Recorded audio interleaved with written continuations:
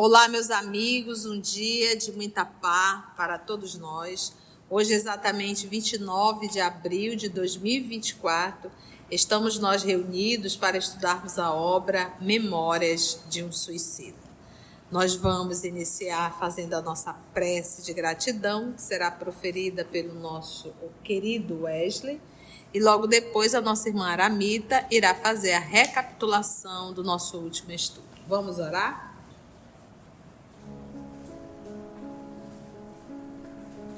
Querido Pai, obrigado, Senhor, por essa segunda-feira, por esse início de semana, por esse estudo que tanto nos esclarece, tanto nos envolve nos ensinamentos riquíssimos que aí tem, por esse estudo que mostra que ainda somos muito falhos, mostra que ainda cometemos erros nas atitudes, erros nos pensamentos, que possamos policiar, como o Senhor mesmo nos ensinou, orar e vigiar.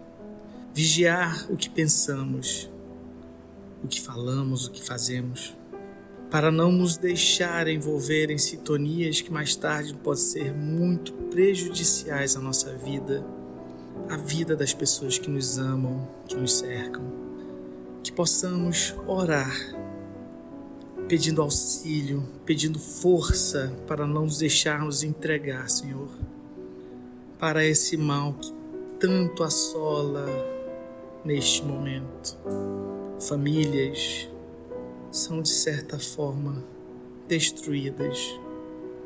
Quantas mães não sofrem nesse momento? Quantos pais, filhos, maridos, esposas, por uma atitude impensada, que se tivéssemos vigiado e orado, não permitiríamos que chegasse a este ponto.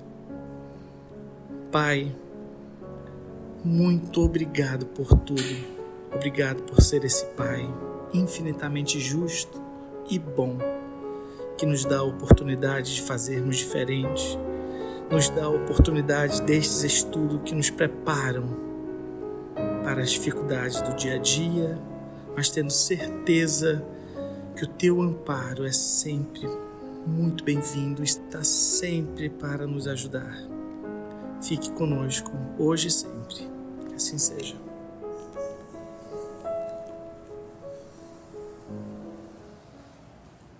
A organização do Hospital Maria de Nazaré é tudo. Parece, nós já estamos no capítulo 6, a comunhão com o alto. Parece que eles estão um tempão no Hospital Maria de Nazaré, né? Na realidade, eles estão no Hospital Maria de Nazaré há 2 meses apenas. Então, o que acontece? No dia, eles foram socorridos, deram a entrada no Hospital de Maria de Nazaré, e no dia seguinte foi que houve aqueles 2 acontecimentos, se vocês estão lembrados. O Jerônimo, que quis ir ver a família, e eles que foram convidados para essa reunião lá no auditório. Nessa reunião no auditório, estavam todos, vamos dizer assim, os recém-chegados. Era para dar as boas-vindas e dizer como funcionava lá, e já foram dando tratamento, que era cada um se ver os seus erros, ver o que tinha, qual eram as dificuldades que tinham, desde quando começou a ideação suicida até o ato, o tempo que passou, para primeiro eles tomarem ciência de que, na realidade, o que eu perdi foi o corpo. Eu estou vivo, mas eu não tenho mais o corpo de carne. Eu estou vivo com o meu espírito imortal. Que a grande maioria, quiçá isso não aconteça conosco, tem essa ideia, mas verdadeiramente duvida e não acredita nela. Todos eles aqui eram cristãos, a grande maioria católicos. Então, eles chegam nesse salão, vão tomando conhecimento que eles são espíritos imortais, começa a ter essas reuniões a cada duas vezes por semana, e passados esses 2 meses, que foi o final do capítulo 5, ele já consegue fazer um arrazoado de ideias do que aconteceu. Nós não morremos, temos o corpo de carne, o perispírito e o espírito imortal, e ele vai fazendo todo esse arrazoado. E o que acontece? O Romeu e o Alceste são os que dão essas palestras, vamos por assim dizer, nesses encontros 2 vezes por semana. E eles perceberam que tinham uns que não conseguiam, mesmo só com as explicações, vendo no telão, tudo mais, eles não conseguiam melhorar.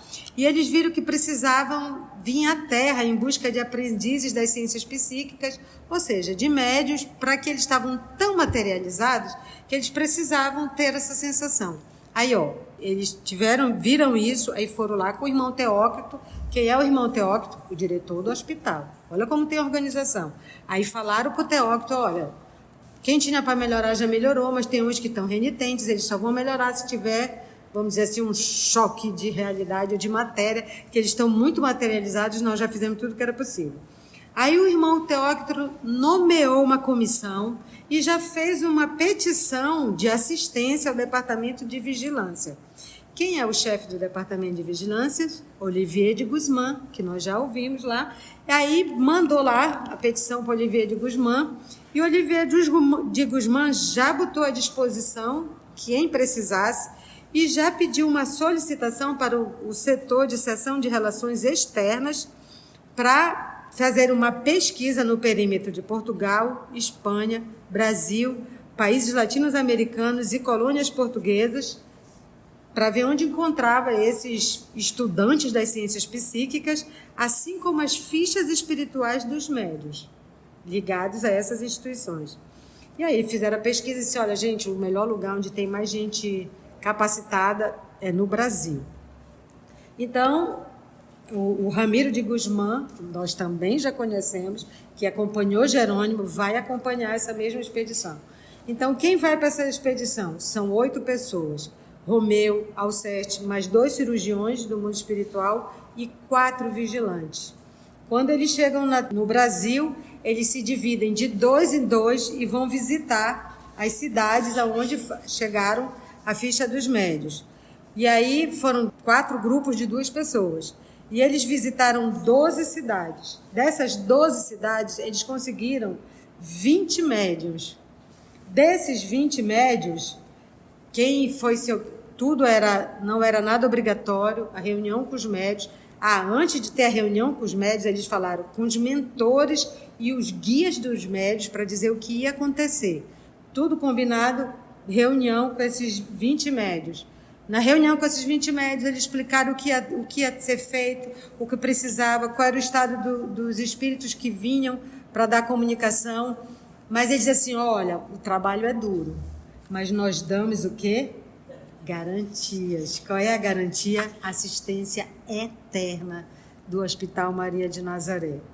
Mas dos 20 médios, só 4 senhoras e 2 homens que disseram ok. 14 recusaram, que não tinham condições. Mas quem tinha verdadeiramente, eles dizem, o envoltório astral com estrias luminosas eram as senhoras. Mas os 2 homens, e eu acho isso muito importante, que apesar de eles não terem sem os rasgos dessa abnegação que as senhoras tinham, mas eles tinham o senso do dever. Quem tem o senso do dever tem uma coisa que é importante para começar tudo, que foi o que o Emmanuel disse para o Chico: disciplina, disciplina, disciplina. A abnegação pode vir depois, mas sem a disciplina ela não vem nunca. Então, mesmo que tivesse, esses 2 homens não tinham só, mas eles tinham o dever. Isso também é um grande empenho. Dizer assim, olha, eu não tenho nada, porque a abnegação, vou dizer igual como tia disse ainda agora, é a lamparina que cada um vai encher a sua com seu óleo. Olha, eu não tenho óleo suficiente, mas eu venho por dever. É mais meritório, claro que a pessoa já tem abnegação, ela vem porque ela já tem. Mas o que eu não tenho, não é porque eu não tenho que eu não posso fazer. Então, eles se candidataram e foram aceitos, para ver que a espiritualidade não está dispensando nada. E eles estão nessa reunião, tio. Porque, na verdade, ele estava entre os 20. Então, se a espiritualidade indicou, ele estava capacitado, eles estavam capacitados, né? Então, vamos lá continuar essa vinda ao Brasil nesse processo. Seguiram-se os indispensáveis exames da organização astral, que é o perispírito, e envoltório material, que é o corpo, dos que se comprometeram ao alto mandato. Qual seria? receber através da psicofonia, né, através da incorporação, esses espíritos. À beira de seus leitos, inspeção minuciosa foi efetivada em seus fardos carnais. Então, os cidadãos, os médios estão dormindo, no estado ali de sono, e os espíritos já começaram a vir para avaliar a constituição física. Porque, caso contrário, se essa constituição física não estiver bem, jamais eles iriam autorizar um tipo de comunicação desse teor. Por isso que é avaliado. O vigor cerebral, olha só, as atividades cardíacas, a harmonia da circulação, o estado geral das vísceras e do sistema nervoso, e até as funções gástricas, renais e intestinais foram cuidadosamente investigadas. Ou seja, você ainda ganha um scanner, um check-up, né? Olha só, mas por que eles estão avaliando? Justamente para não prejudicar o médium. Se o médium tiver com uma fragilidade orgânica, não é aconselhável dar esse tipo de comunicação. As deficiências, porventura observadas, seriam a tempo reparadas por ação fluídica e magnética. Gente, alguém vai negar agora da comunicação de espírito suicida? Tu tem o amparo da Hospital da Mãe Santíssima, e agora você recebe um check-up geral, e aonde não está muito legal, eles vão dar uma arrumada. Olha a quantidade de benefícios. E ajuda eterna, porque ele jamais os deixaria sem sua fraterna e agradecida. Tu já pensou? Não tem malefício, só tem benefício. O que tem é sacrifício. E olha só, as deficiências porventura observadas seriam a tempo reparadas por ação fluídica e magnética, pois tinham à frente ainda 24 horas para os preparativos. Passaram em seguida a vistoria do envoltório físico-astral. O que é o físico-astral? Ou seja, o perispírito. Conduzidos a um dos postos de emergência e socorro, mantidos pela colônia a quem deveriam emprestar caridoso concurso nas proximidades desta como da própria terra, espécie de departamento auxiliar, onde frequentemente se realizavam importantes trabalhos de investigação e labores outros, afetos, incumbidos aos serviços da mesma colônia. Foram os espíritos dos 6 médios contratados, minuciosamente instruídos quanto aos serviços que deveriam prestar. Examinados os seus perispíritos, revivificados com aplicações fluídicas de excelência soberana para o desempenho, analisados o volume e grau das vibrações emitidas e corrigidos os excessos ou deficiências apresentadas, a fim de que resistissem sem sofrer quaisquer distúrbios e dominassem, tanto quanto possível, beneficiando-as com o vigor sadio que desprendesse. Olha a quantidade de amparo que esses médios estão recebendo previamente às comunicações. Tudo isso, isso que ele diz, voltando lá na parte que está grifada, a fim de que resistissem sem sofrer qualquer distúrbio e dominassem, tanto quanto possível, beneficiando-as com vigor sadio que desprendessem. Em relação ao quê? Quando ele fala, a fim de resistir ao quê? As emanações mentais nocivas, doentias e desesperadores dos desgraçados suicidas, absolvido pela loucura da dor superlativa. É porque o médium vai estar em contato psiquicamente, emocionalmente com o espírito comunicante. Então, logo eles já prepararam o corpo físico e o corpo perispiritual dos médios para esse contato. Então, se eu tivesse já uma fragilidade, imagina, vamos dizer que eu tenha uma fragilidade muito grande no estômago, tá uma fragilidade no estômago. E o espírito que vai dar a comunicação, suicida, ele tomou ácido, por exemplo, ou tomou qualquer tipo de veneno. Então, qual é a parte dele que está machucada? A parte gástrica. Aí ele vai e me pega o médio com problema gástrico. Como é que vai ficar o médio? Entendeste? Então, por isso, o médio recebe todo o amparo, toda a assistência anterior. Ficou claro isso, gente? Vocês entenderam? A comunicação... Lembra quando eles falaram que se o suicida permanecer ao lado dos seus seres amados, ele leva as pessoas à loucura, por conta do desequilíbrio mental. Então, de tudo aquilo que nós já lemos aqui, da condição de um suicida no mundo espiritual, estado de perturbação, de loucura, esses que vão vir, não conseguiram receber assistência no tratamento, lembra? Eles não conseguiram acompanhar o tratamento. Olha, reveja a cena, não, eles entravam em loucura de novo. Então, olha o grau de desequilíbrio desses espíritos. Então, eles vão ser recolhidos e vão ser trazidos para reuniões mediúnicas. Normalmente, um trabalho desse, o médium dá no máximo uma comunicação. Não tem condições de dar mais. Não tem, porque é muito físico. E um desgaste emocional também muito grande. Por isso é que é um caso aqui, outro daqui a 2, 3, 4 meses, entendeu? Não tem o caso do médico toda semana tá dando comunicação de suicídio. Isso é muito complexo. Pode-se mesmo asseverar que o contato mediúnico com os futuros comunicantes estabeleceu-se nessa ocasião, quando correntes magnéticas harmoniosas foram dispostas de uns para outros, assim determinando a atração simpática, a combinação dos fluidos, fator indispensável na operação dos fenômenos de tão melindroso quão sublime gênero. Então, o que acontece? O espírito ele vai se vincular só no momento da psicofonia? Não. Bem antes. Então, às vezes, o médium sente um certo mal-estar, uma dificuldade de concentração. Dependendo da condição do espírito, ele passa a sentir. Isso nós vamos chamar de educação mediúnica.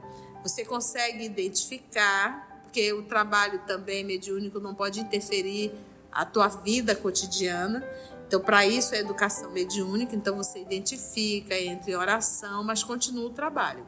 Você começa a sentir as impressões, ou não. Cada caso é um caso, tá bom? Esse contato mediúnico é 24 horas antes, tá vendo? Então, 24 horas antes estão fazendo os preparativos para já ver a afinidade, quem vai com quem para dar comunicação. Porque toda comunicação é necessário que haja uma combinação fluídica. Combinação fluídica não tem absolutamente nada a ver com grau de evolução. Então, tem médios que têm determinada capacidade de ter combinações fluídicas com determinado tipo de comunicações, determinado tipo de espíritos. Sempre aquele mesmo grau. Tem outros médios não, que tem uma capacidade de combinação fluídica que ela combina com vários tipos de espíritos, entendeste? A gente pega o Chico tinha a capacidade de dar todos os tipos de comunicações. A maleabilidade fluídica dele era muito grande. Uma vez ultimado, ou seja, terminado tais preparativos, reconduziram os colaboradores terrenos aos seus lares, os médiuns, libertando-os do sono em que os haviam mergulhado, a fim de que retomasse os fardos materiais quando bem lhes aprovesse. E, incansáveis heróis do amor fraterno, tornaram aos seus postos do invisível, prosseguindo em nova série de atividades preparatórias para a jornada da noite seguinte, quando se iniciaria a sucessão de reuniões em 4 cidades do interior do Brasil. E não é de admirar que assim o fizesse, sabido como é que todos os iniciados graduados são doutores em medicina, com amplos conhecimentos também das organizações físico-astrais. Lembra? Esses são os trabalhadores do mundo espiritual. Ou seja, vai começar agora o trabalho. Mas o que nós temos que nos ater aqui? Ele usou o termo instituições sérias. E a gente vai ver muito o professor Denizar também falar o termo estudo sério, né? Sociedade séria, propósito realmente. Então, quando a gente fala em trabalho mediúnico, cada informação que nós adquirimos ao longo dessas décadas, eu passo a ter um respeito muito maior para o trabalho espírita e também para o trabalho da mediúnica. Então, vocês estão vendo aqui a organização do mundo espiritual. Então, você acha que eles não estão contando com a presença desse médium? Então, olha essa dificuldade de nós montarmos um grupo mediúnico e termos a assiduidade. Eu tenho que ter a disciplina para dizer, aconteça o que acontecer, eu vou. Se eu começar a aparecer dificuldades, eu for cedendo, e é tão interessante, a semana tem 7 dias, a dificuldade só aparece na quinta-feira. A pessoa vai passar mal no dia da tua atividade, no dia que você está saindo. O carro vai pregar no dia que tu está saindo. O filho vai ter um chilique no dia da reunião mediúnica. Será que isso você não consegue parar e pensar que tem uma coisa errada? Então, se nós não tivermos disciplina o suficiente, a gente falta. A gente falta. E para o trabalho de desobsessão, muito mais. Então, a espiritualidade está contando com a presença do médium. Aconteça o que acontecer, vamos lá. E o que acontece? Quando é que eles desistem? Quando eles percebem que a gente não desiste. Mas se cada vez que arruma e a gente desiste, arruma e pronto, já era. Monta-se sempre. Só que nós esquecemos disso. Então o trabalho mediúnico é um trabalho muito sério. É um trabalho que você tem que realmente avaliar se é isso que você quer. Pagar o preço, pagar o sacrifício, se predispor realmente ao trabalho. A assiduidade é de fundamental importância. Você vive viajando, então não entra no grupo mediúnico. Se você quer viver viajando, vá viajar, mas não assuma para não atrapalhar o trabalho. Desde o regresso da comissão de entendimentos, movimentação em comum apresentava as repartições do burgo, né, do mosteiro, da cidade, né, da vigilância e do hospital. Então, na manhã seguinte, porque quando eles foram, eles levaram o suicida? Não. Levaram 4 vigilantes e 4 médicos. 4 vigilantes e 4 médicos. Na manhã seguinte, fomos cientificados de que, ao cair do crepúsculo, partiríamos em visita de instrução aos planos terrenos, o que muito veio alvoroçar nossos corações, por imaginarmos possibilidade de rever nossas famílias e amigos. Da vigilância, turmas de operários e técnicos partiram ao alvorecer, conduzindo aparelhamentos necessários ao importante trabalho a realizar-se às primeiras horas da noite. Quer os diretores de nossa colônia, quer os instrutores e educadores, seus auxiliares, eram severos na observação dos métodos empregados, meticulosos nas disciplinas exigidas para o intercâmbio entre o mundo astral e a Terra, fiéis aos programas estatuídos pelos santuários orientais, onde havia muito, quando homens aprenderam as magnas ciências do psiquismo. Por isso mesmo, um esquadrão de lanceiros desceu e, depois de inspeção rigorosa pelo interior do edifício onde se realizaria a reunião de psiquismo, ou, como usualmente se denomina, a sessão espírita, postou-se de guarda fazendo segura ronda desde as primeiras horas da madrugada. Ficou assim circulada por milicianos hindus, soldados hindus, que se diriam invencível barreira à casa humilde, sede do centro espírita escolhido para a primeira etapa. Vocês entenderam? Sim. Ainda tem, ele coloca milicianos, protegendo a instituição. Tudo, estão desde de manhã, ao alvorecer. Na madrugada. Porque eles estão antes, Por exemplo, quando a gente vê um fenômeno de materialização, que hoje é muito pouco, mas na época de Chico tinha, o próprio Chico tinha essa faculdade, não é só um médium deitar e doar seu fluido, não. Vários aparelhos são trazidos. É um trabalho enorme da espiritualidade para materializar um espírito. Agora, imagina eles fazerem isso para atender o capricho de A, B ou C. E, inclusive, o médio corre risco. Então, ele ainda tem a preocupação com o médio. Olha só aqui, vocês viram a preocupação com os médios? Para que não ficasse nenhum dano à condição astral, o corpo perispiritual e o corpo físico. Então, é uma responsabilidade. Como é que a gente pode fazer o bem a alguém fazendo mal a outra? Não tem como.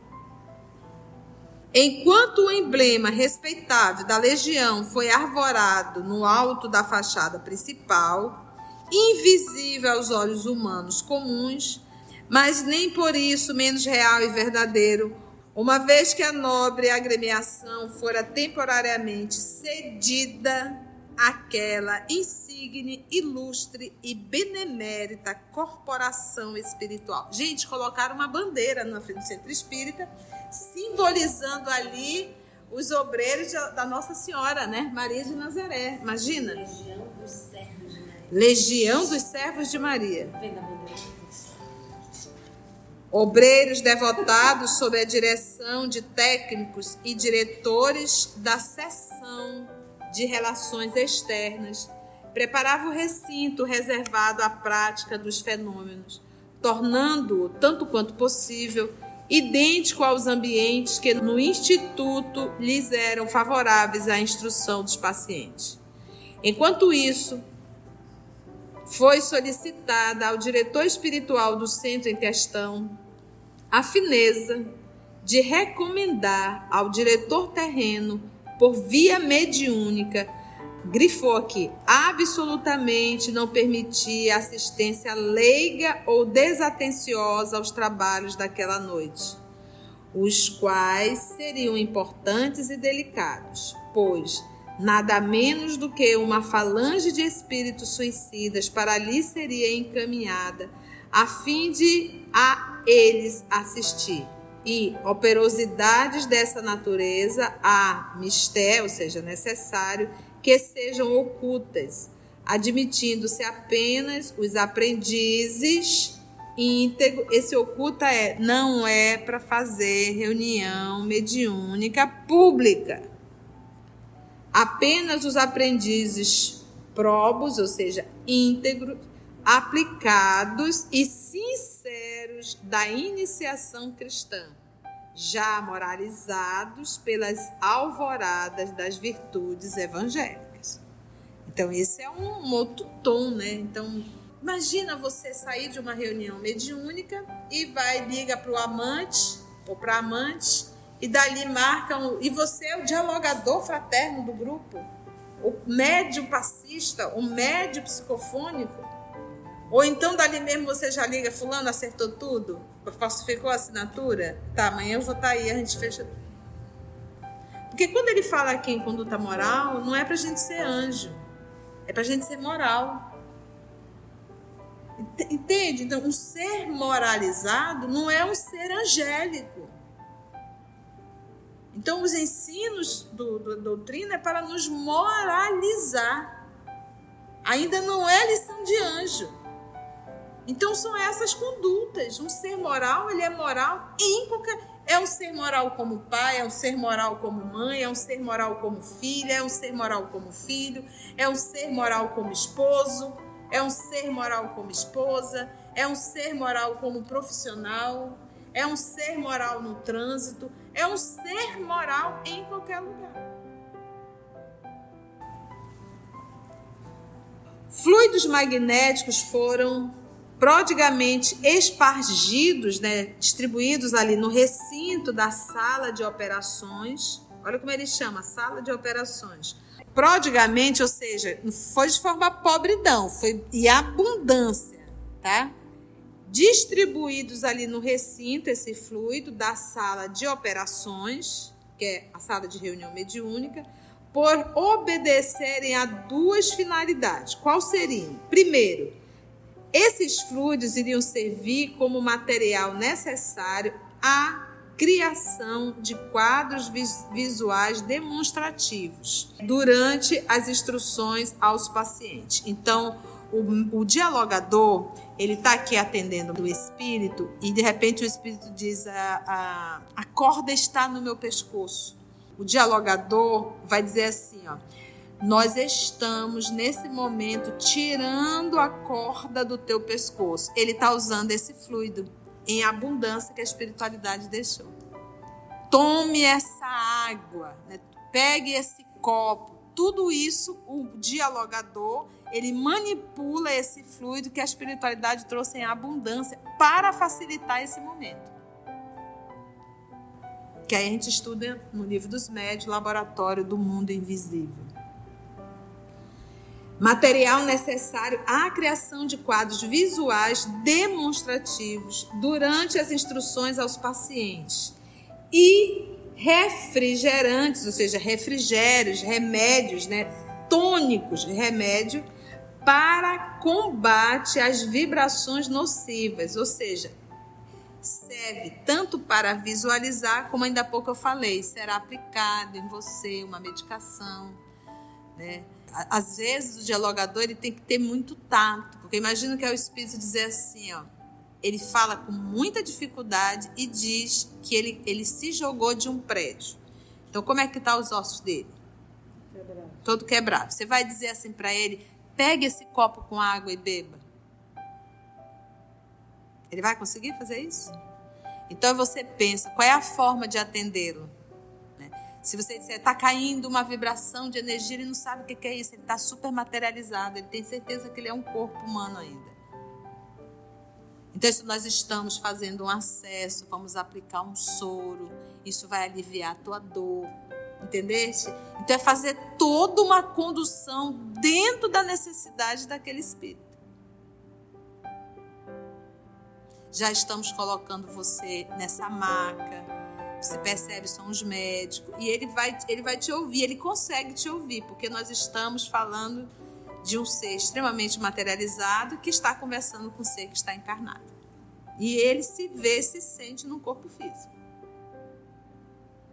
Vibrações nocivas, inquietantes e desarmoniosas. Então, para combate às vibrações nocivas, inquietantes e desarmoniosas dos espíritos sofredores presentes e mesmo de algum colaborador terreno que deixasse de orar e vigiar naquele dia, arrastando para a mesa sacrossanta da comunhão com o invisível as emanações da mente conturbada. O que acontece? O trabalhador não se prepara e, ao invés de ir para lá ajudar, leva trabalho para a espiritualidade.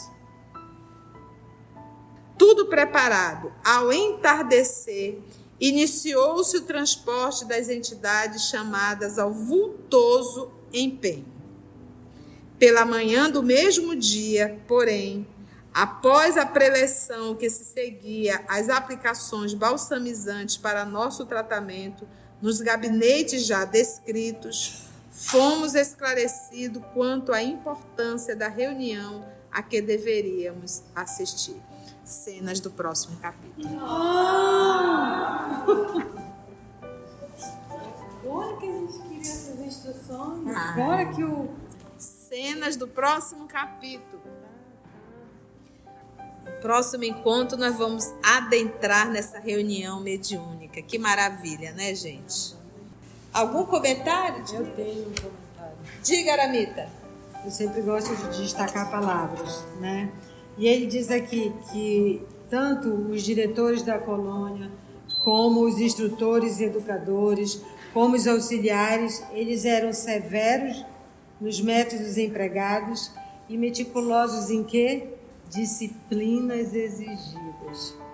Então, nós ainda não temos, né, eu creio, né, que ainda não temos condições de fazer um trabalho dessa envergadura.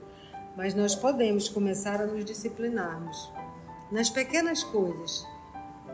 Não adianta a gente querer fazer coisa grandiosa. Quais são os teus deveres no mundo terreno? Quais são as tuas obrigações, pequenas que sejam, tanto de ordem física, material, do dia a dia, do trabalho em si, como de ordem moral? A tia falou de um grupo mediúnico que começa as faltas, começa tudo a acontecer. Mas a gente sabe também que no estudo é a mesma coisa. Quantos começam o estudo e quantos terminam? É só a gente responder para a gente mesmo. Quantos estudos na casa espírita eu comecei e não terminei? Quantas atividades eu me dispus a trabalhar, comecei, mas não terminei? Mas a gente sempre tem uma desculpa. Ai, a dirigente antipática. Ai, o meu coleguinha não gosta de mim. Ai, porque me olham torto, me olham de tal jeito. E a gente sabe que são o quê? Disciplinas exigidas. Então, já aproveitando a nossa irmã Aramita, vamos envolvê-la para fazer a nossa prece de gratidão. Lembrando, você que está em casa, é hora de vibrar pelo seu coração, né? Esse ser que partiu para o mundo espiritual através, infelizmente, do suicídio. Então, vamos aproveitar esse momento para vibrar também pelos nossos amores, pelos nossos amigos.